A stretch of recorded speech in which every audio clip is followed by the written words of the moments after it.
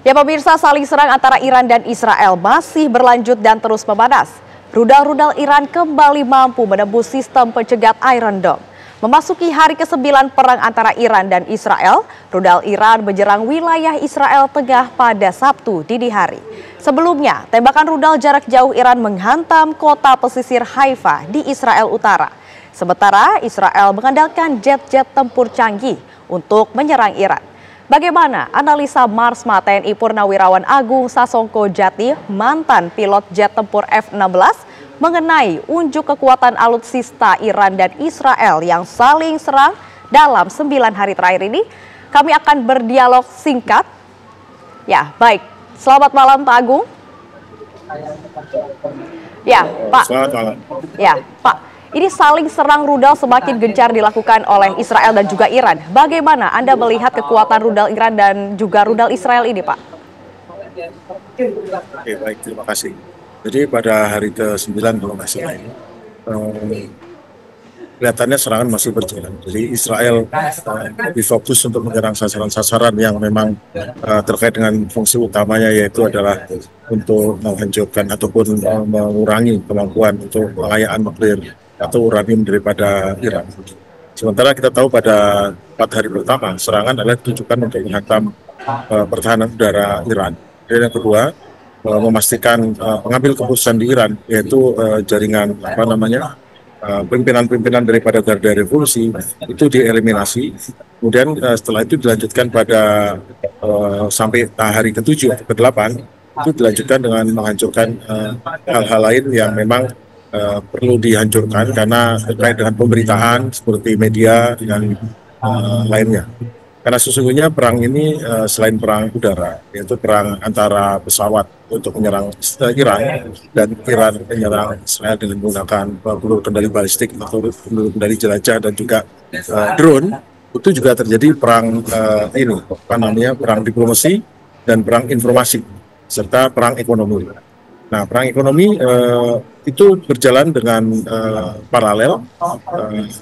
Bagaimana tekanan terhadap ekonomi Iran memang sudah dari dulu, tapi Israel sendiri juga mengalami tekanan, yaitu perginya atau kaburnya investor investasi di Israel.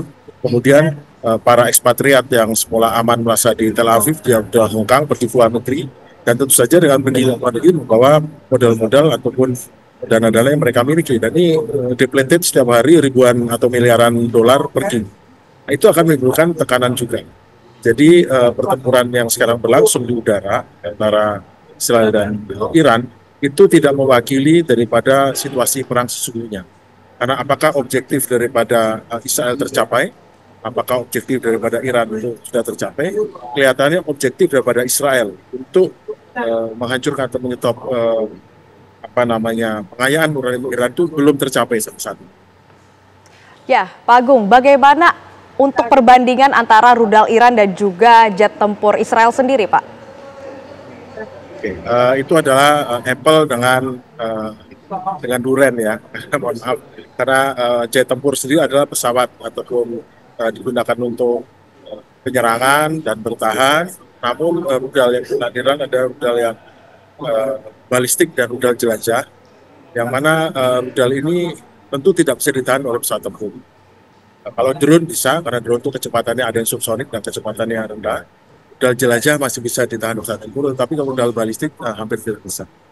Untuk pesawat tempur Iran sendiri, pesawat tempur dari Israel sendiri, itu menggunakan pesawat canggih F-35, F-15 dan F-16, yang mana mereka mendapatkan keunggulan di udara, di mana pertahanan udara Iran sepertinya dilumpuhkan atau memang sengaja tidak dinyalakan, karena memang sangat berbahaya, sebab pesawat F-16 yang menggunakan pesawat F-16 untuk menghancurkan sistem pertahanan udara lawan ataupun radar lawan.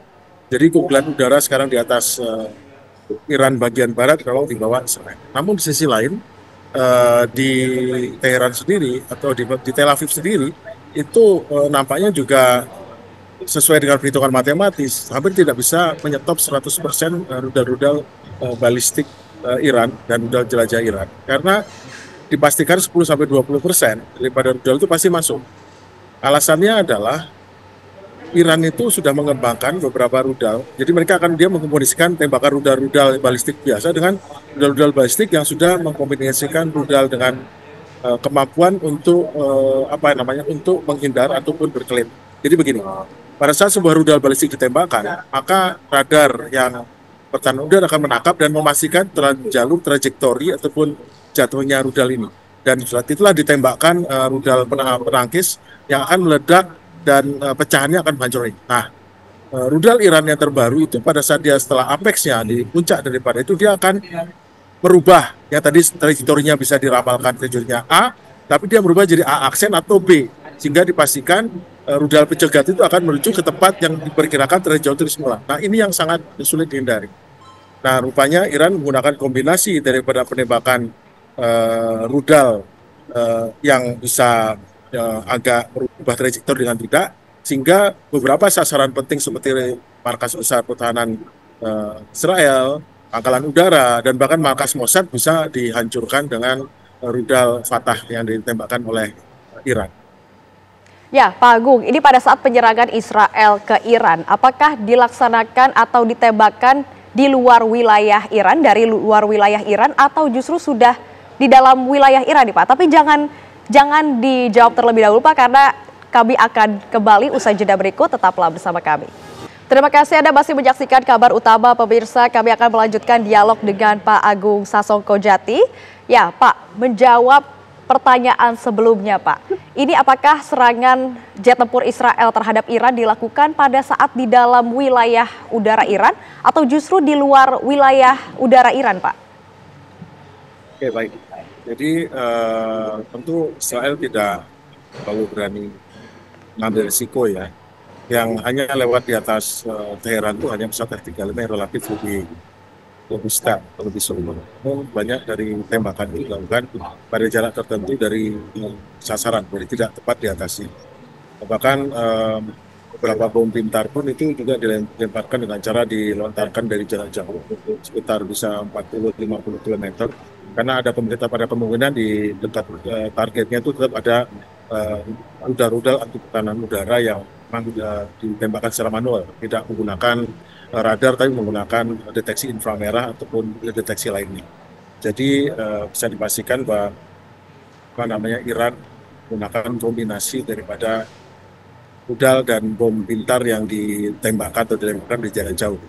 Itulah sebabnya maka sekarang kemarin ada semacam pendapat bahwa Israel akan sulit untuk menghantam ataupun menghancurkan pengaya uranium yang letaknya hampir 100-200 meter di bawah tanah, karena memang untuk membawa bom yang bisa menghancurkan bunker lokasi dalam itu hanya bisa dibawa dengan layang banyak, dan tentu oleh pesawat-pesawat bom seperti B-2 atau B-1, dan itu tidak dimiliki oleh Israel.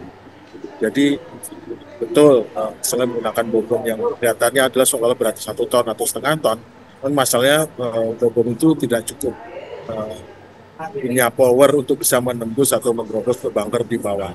Jadi memang perlu bantuan dari banyak negara seperti Amerika mungkin. Tapi itu pun juga ada semacam resiko ya, karena jumlah pengaya uranium Iran itu jumlahnya di atas 10.000. Nah, berapa ribu bom yang dibutuhkan, berapa sorti, itu merupakan resiko tersendiri. Jadi praktis sebetulnya serangan dilakukan oleh Israel pada Iran adalah serangan dikombinasikan antara betul-betul serangan udara untuk